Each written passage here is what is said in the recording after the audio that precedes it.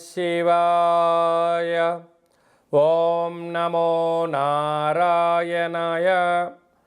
కర్మ నరదృష్టి నివారణ సంచిత కర్మ ప్రారబ్ధ కర్మ ఆగమిక కర్మ దగ్ధ నివారణ తులాభార కాల భైరవాయ నమో నమః.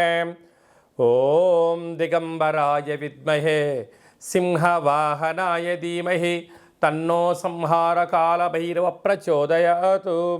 ఓం శ్రీ మహాలక్ష్మీదేవ్యై నమోస్తుతే. హరి ఓం.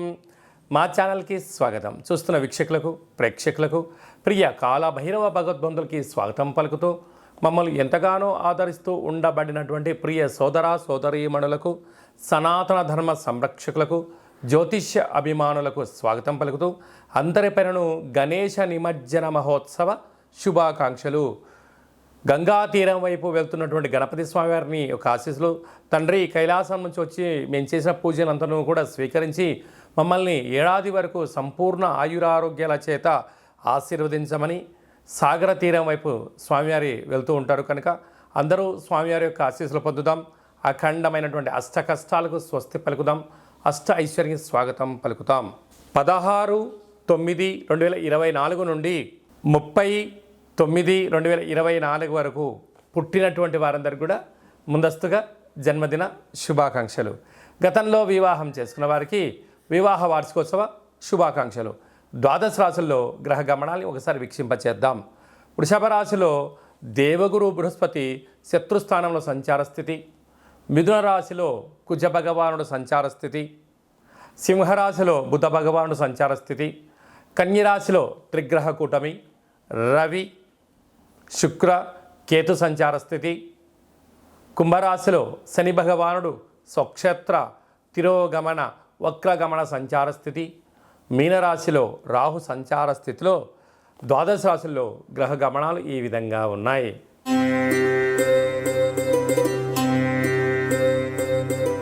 వృషభ రాశి వారు విఘ్నేశ్వర స్వామి వారి యొక్క గంగా తీర ప్రయాణ సందర్భంగా ఎలాంటి విధి విధానాలు పాటించాలో ఈ వీడియోలో సవివరంగా సంపూర్ణంగా తెలుసుకుందాం.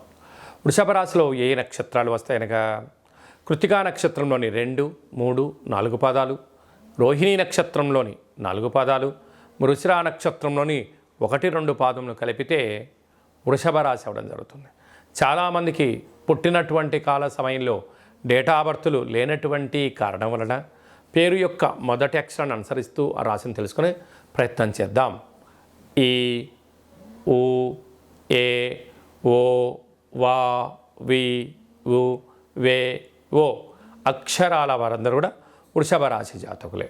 వృషభ రాశి యొక్క అధిపతి శుక్ర భగవానుడు కనుక రాశిలోనే దేవగురు బృహస్పతి శత్రుస్థానంలో సంచారము చేయడం వలన ఈ గణేశ సాగరం వైపు వెళ్తున్న గణపతి స్వామి అందరికీ కూడా వీలైనంత వరకు బొబ్బర్లతో కూడుకున్నటువంటి పదార్థాన్ని ఏర్పాటు చేయడం, వడలను దేవుడికి నైవేద్యంగా ఏర్పాటు చేయడం, ఒక 16 ప్రమిదలుగా ఈ బొబ్బర్ల పిండిని ముద్దగా చేసి ప్రమిదలుగా చేసి 21 ఒత్తులను పెట్టి గణపతి స్వామికి హారతినిచ్చి ఆ హారతిని కళ్ళకు అద్దుకోవడం వలన వృషభ రాశి వారికి విపరీతమైన ధనయోగం కనకయోగం కలుగుతుంది, ఆనంద సిద్ధి మంత్రసిద్ధి కలుగుతుందని చెప్పి గమనించాలి.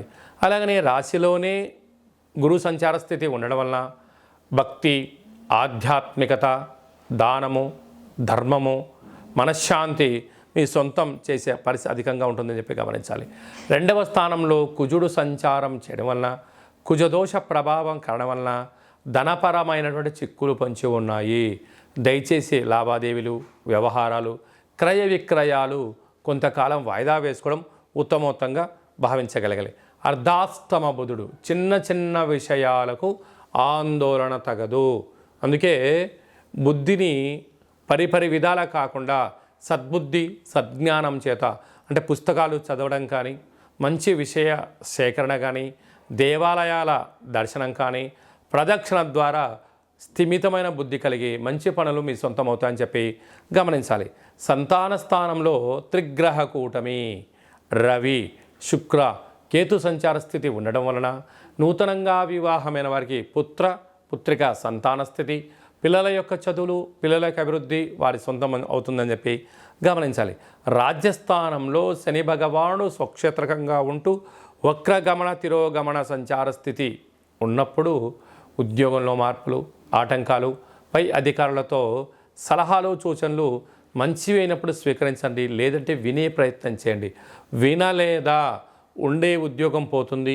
గృహ మార్పు, ఉద్యోగ మార్పు వచ్చే అవకాశాలు చాలా అధికంగా ఉన్నాయని చెప్పి గమనించాలి. లాభస్థానంలో రాహు ఉండడం వలన విందులని, వినోదాలని, ఆధ్యాత్మిక తీర్థయాత్ర కార్యక్రమాలని చెప్పి ఆడంబరాలకు వెళ్ళారా, అనేక రకాలమైనటువంటి ఖర్చు మీకు అవ్వడము, అప్పుల పాలయ్యే పరిస్థితి చాలా అధికంగా ఉంటుందని చెప్పి గమనించాలి.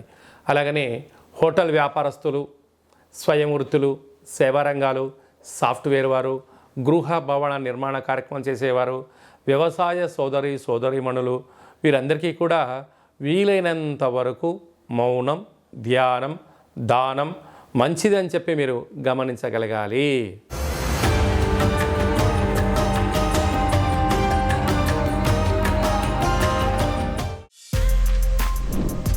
For more videos like this, subscribe Big TV channel.